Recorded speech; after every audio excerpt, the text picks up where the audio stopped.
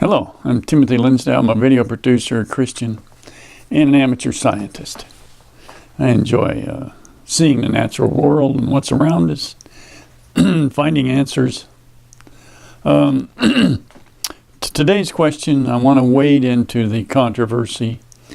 Is evolution an extraordinary science or religion?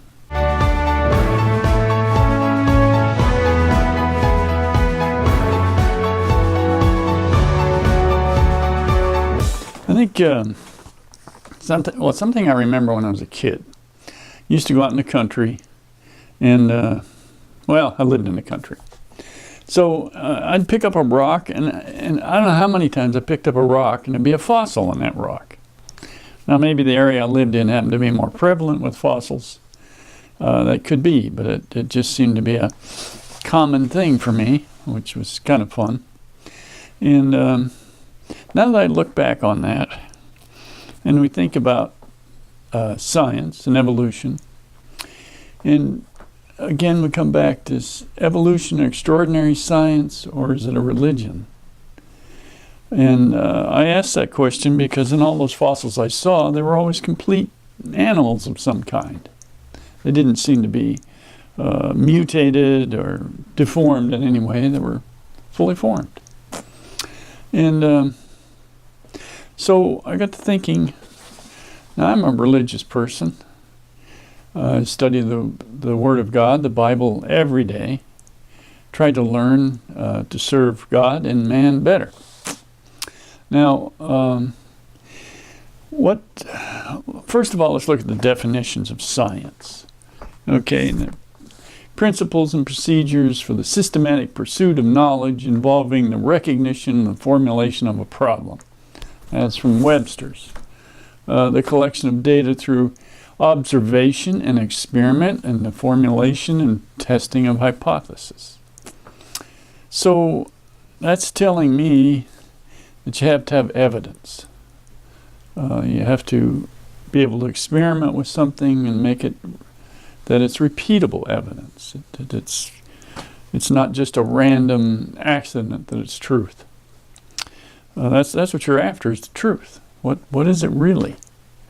And that's what it is. It's a state of knowing. It also says knowledge is distinguished from ignorance or misunderstanding. Now there's a couple of good words, ignorance and misunderstanding. Because, that goes for everything. Seeking truth. We're seeking truth. Seeking either truth in the Word of God or seeking truth from what we see around us in nature. And the Bible speaks of that you'll know God by nature. When you get to looking at it and realize, this is amazing. Get to looking at the human cell and incredible reactions and ability it has to survive and function. And then you look at it and say, well, if you took a piece of that away, it couldn't function anymore. And that's starting to tell me, if you can't reduce it, then how would it have become by accident? Okay, there's a question. Let's look at the definition of religion. A service and worship of God or of the supernatural. That's from Webster. Now, as a Christian, I believe in that supernatural power of God, this incredible being to speak everything into existence. That doesn't fit into our understanding as people, that anything could be that powerful. The ability to just speak the universe into existence. But that's what the Word of God says. So, if you don't believe that, if you resist God, resist that truth, you're going to try to find some other answer. And I think this began in the Age of Enlightenment in the 18th century. And just kept moving forward. In the 19th century, others kept questioning the Word. And that's a whole other argument about why that happened. But along came Charles Darwin, and he started questioning it, went on a big trip around the world, and stopped in the Galapagos. It's a famous thing. And he started seeing adaptive differences in animals, finches in particular, were different beaks. Now, there's been work done on that. That species can adapt to their environments. But they don't change from one species to another, from a fish to a lizard, or from a cell all the way to man. There's no change like that. You can't find that. You can't find any transitions to build to that. So, is this ignorance and misunderstanding? When you really look at the world and you can't find these transitional fossils. Again, that gets me back to my experience as a kid when picking up a fossil, and it's fully formed. You can go to a natural history museum. Look at those fossils really close. You don't see deformity in them. You see this perfectly formed animal. So what's going on here? Why do we struggle with this? And I believe it's just simply a resistance to the truth of God.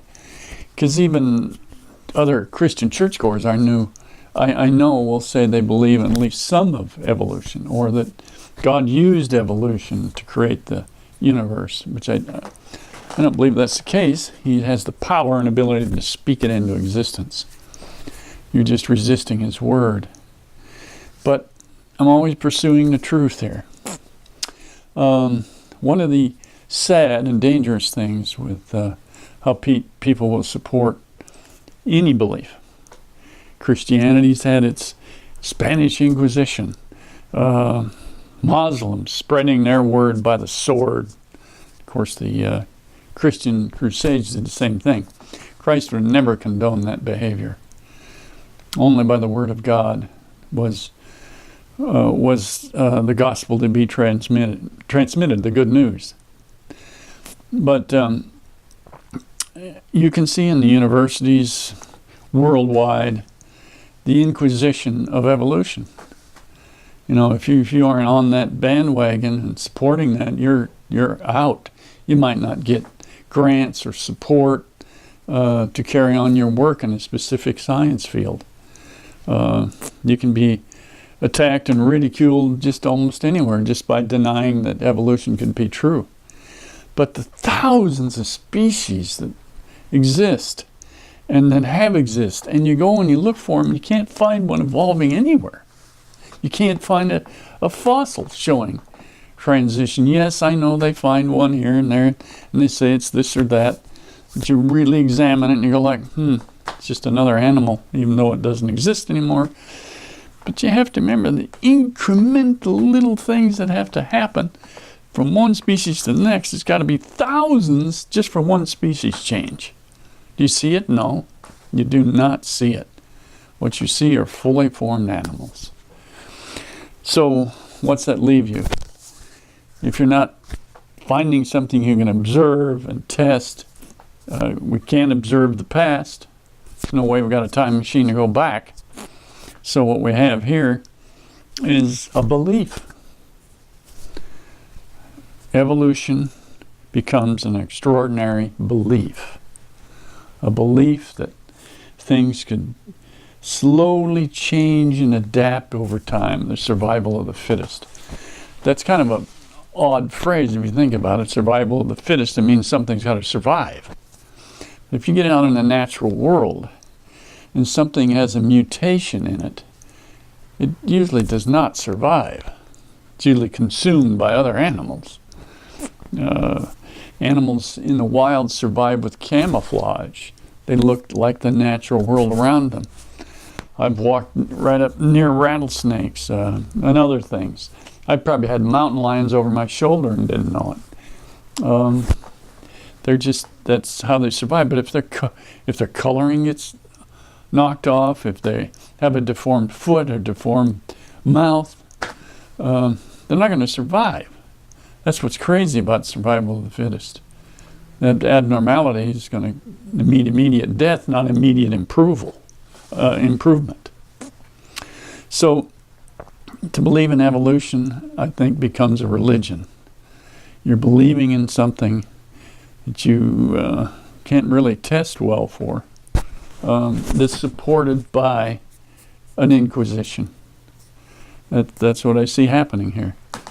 So, just take the time to observe a fossil really close and see its perfection and how it exists as a fully formed animal. That's a good way to test that. Test the Bible, test the Word of God.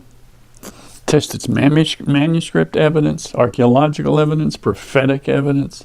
Every prophecy in the Bible has to have happened or going to happen. And the statistical evidence. What's the statistical ability of that being true? So what I see in my observations is that the theory of evolution is based in ignorance, misunderstanding, and worst of all, supported by an inquisition, which is the behavior of sinful man to support a lie. Sorry to be so shocking on that, but take some time to observe. Be a scientist yourself. Try to push away the roaring of both sides and just look at it, examine it. Give it that thought. So I know this is controversial, always gets people riled up, and anything that has anything to do with God usually riles people up one way or the other. So thanks for your time. I'm Timothy Linsdau. Comment, like on my video, and subscribe to my channel. Thanks.